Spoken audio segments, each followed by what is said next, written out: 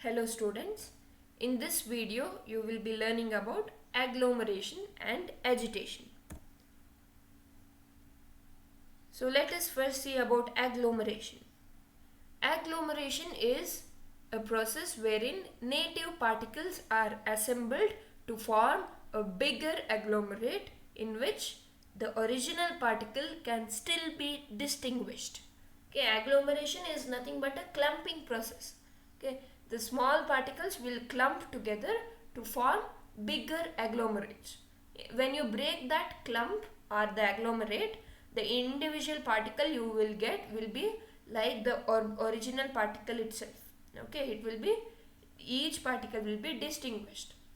So a common example which we see in our daily life is agglomeration of raisins. Here if you see, usually raisins will come together and form a clump. Okay, we have to separate it later while using, right? Same way we use this principle in agglomeration of different products in food industries.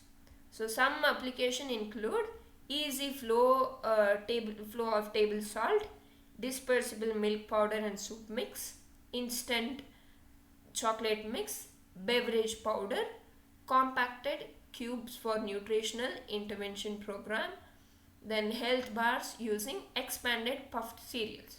Okay, you will be understanding all these processes in the later slides when we see the advantages. Okay, now let us see the two processes by which agglomeration is achieved. The one is wet method and second one is dry method. In wet method you have a liquid binder which will bind the particles, and in dry method you don't have any binders. Okay, it will be pressed and made into a compact product. So example for a wet method is multiple step spray drying. You must be knowing about spray drying, right? So after the spray drying process, whatever the particle is formed is collected into one beaker, right? So that is sent to another chamber where they spray the agglomerate, where they spray the liquid binder to make agglomerates. Okay, and in extrusion, so extrusion is a dry method where you press the product and make it very compact, okay, into a particular shape. You don't use any binder here. So this is an example for wet binding.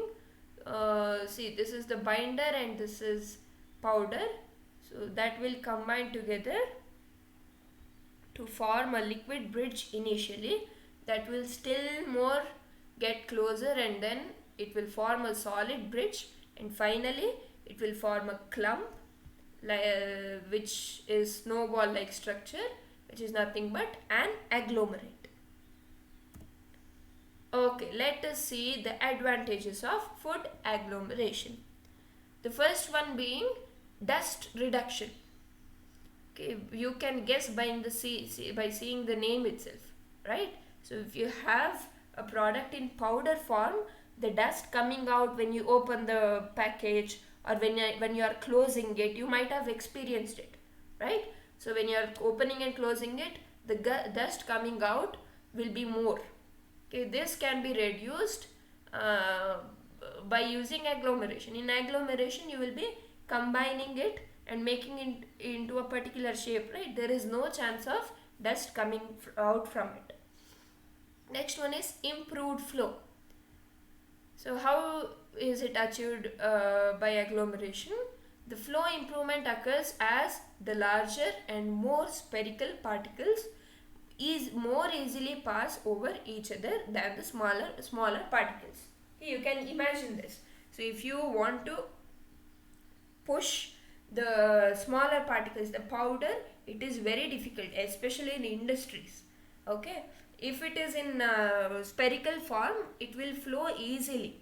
Okay, to transferring it from one vessel to other, or one place to other, moving it from one place to other using a tunnel, moving tunnel using a tunnel. So it is easy to use an agglomerate when compared to the powders. Okay, next one is improved dispersion or solubility. Okay, especially this is seen in instant mix powders. If you have used the instant milk powder or the instant coffee powder, you must have experienced this. You put the powder into the milk and it doesn't go in so easily. Okay, it doesn't get into the milk so easily. Some amount will be remaining above the milk layer only. Okay, so that will later form a clump and you have to put extra effort to mix it properly. Okay, to break the clump and to mix it properly, right? That problem can be avoided by using agglomeration. How?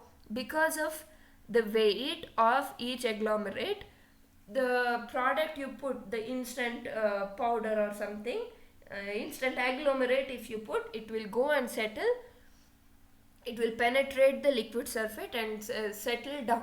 Okay, then when you mix, it will mix properly, it will not cause any clumps. Okay, the increased particle size allows the particles to penetrate the surface tension of the liquid, right? Okay, next one is increased homogeneity or reduction in segregation. Okay, so agglomeration will help in reducing the segregation of fine particles from larger particles. This also you must have observed. Okay, in some powders, when you put the powder, the fine particles will remain above the solution and the heavier particles will go and settle down. Okay, then after mixing, it will mix slowly. So this can be avoided by using agglomeration. So agglomeration will ensure the homogeneity of a particular product. As a powder is agitated, small particles will fall down to the bottom and larger raise to the top, right? You must have experienced this. This can be avoided by using an agglomerate. Okay, let us see the disadvantages. The first one being extra cost. Why? Because you are using an extra process. Okay, you need extra instrument or device for this, right? All handling for handling this agglomeration, you need extra energy also. So you have to put some extra cost, and then additional processing time also you need. After making powder, you have to add a binder or you have to extrude it. Okay, additional time is required for this agglomeration. These are the two disadvantages, which is very negligible. Okay, when compared to the advantages, this is very negligible. Okay, this is all about agglomeration. Okay, this is a very simple topic. You just have to imagine the process. Let us quickly revise it. Agglomeration is a clumping process, okay, where you form a bigger clump or agglomerate. So it is mainly used in all these things. You compare the advantages with all these processes. Okay, then you will understand the each step. Okay, yeah, so there are two types, wet and dry method. In wet you use a binder and in dry you don't. Okay, the advantages are dust reduction, improved flow, improved dispersion of or solubility, increased homogeneity. And the disadvantages being extra cost is required and extra processing time is also required. Okay, the next topic is agitation. So agitation is the process of mixing which ensures that the mix is homogeneous and is completed faster. So agitation is nothing but mixing of a product. Okay, so this agitation is required to ensure that the mix is homogeneous, that is all the ingredients are mixed properly. Okay, it will create a homogenic mixture, and agitators using this agitation method will complete the process very fast. Okay, the device which we use for agitation is called agitator. So let us see the things to be considered while selecting an agitator. Okay, selection of agitators is based on two things. The first one, you have to see the characteristics of the tank. Okay, the capacity of the tank, shape of the tank, the bottom shape, and then the height of the tank, and that occupied by the food material. How much food material is filled into that tank. All these things, considering all these things, we have to select an agitator. Okay, then next factor is the products to be mixed. We have to see the characteristics of the products to be mixed.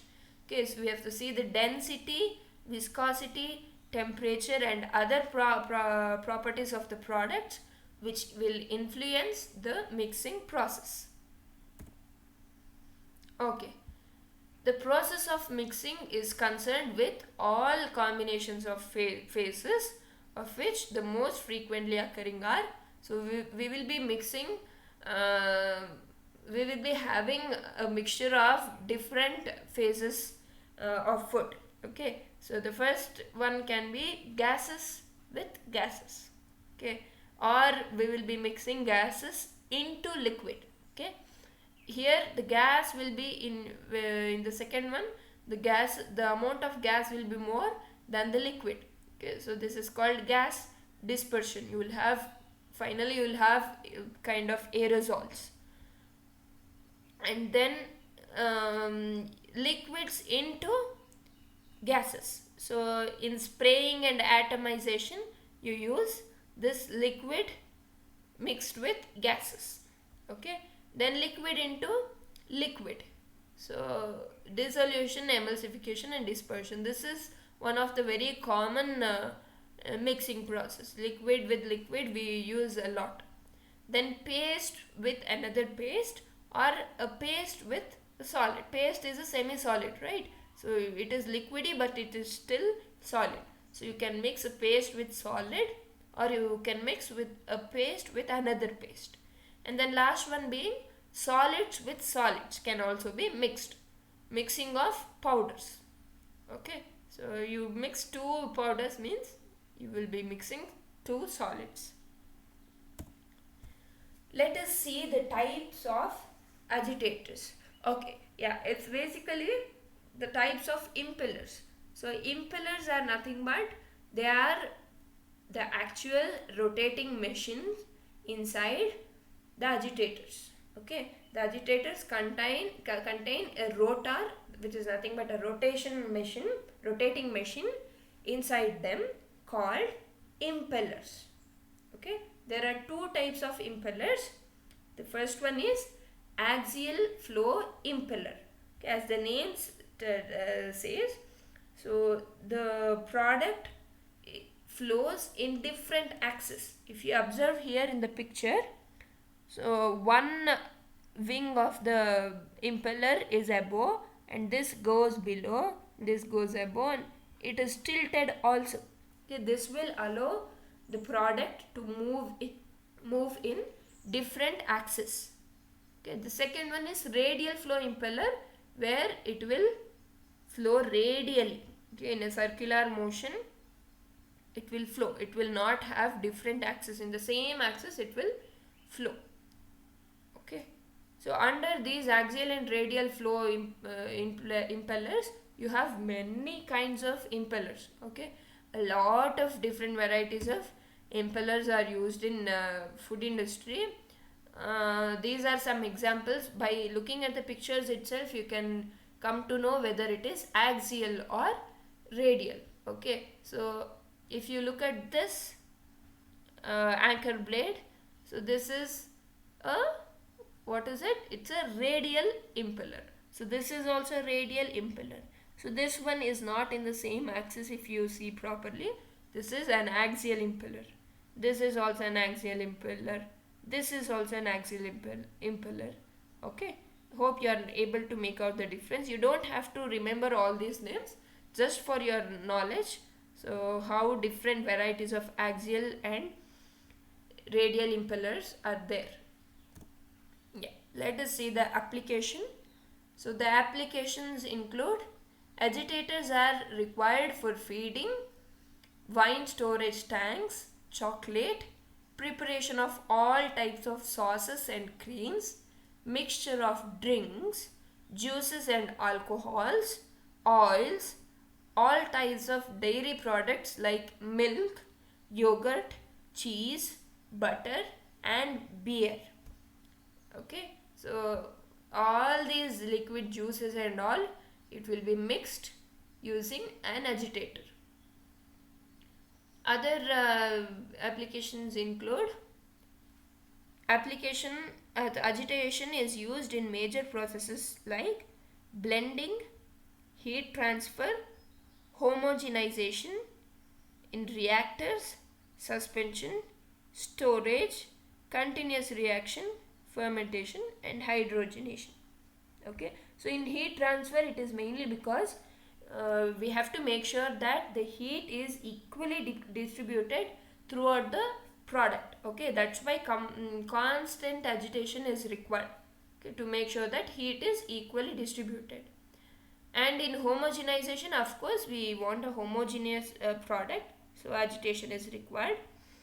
And in storage, it is because in reactors, agitation is a must while the process is going on, even in the suspension. And in storage, we have to make sure that the product is mixed, otherwise it will separate into two or more layers. Okay, so we have to agitate properly and then store. And in continuous reaction, so in any continuous reaction, like downstream processing and all, you have to have proper agitation. Okay, the whole time continuously agitation process will be happening. And in fermentation also, why do you need in fermentation? Because in the upper layer where all the yeasts are majorly present, so the sugars will be consumed faster, right? In the lower layer there will be more sugar. Okay, once the sugar is over in the upper layer, we have to mix so that the sugar concentration is homogeneous in the whole fermentation chamber. Okay, and in hydrogenation also, you have to have agitator to get the proper hydrogen molecules. So that's all about agitation. A quick revision. So agitation process is nothing but a mixing process. Okay, the device used is agitator, and we have to look at the characteristics of tank and characteristics of the food product before selecting a particular agitator. Then different phases of a food product is mixed, like gas with gas, liquid with liquid, solid with solid, gas with liquid, like that. Okay, and then the impellers are the ones which are the actual device which is rotating inside the agitators. Okay, there are two types of impellers. First being the axial flow impeller, and the second one is radial flow impeller. So these are different types of axial and radial flow impellers.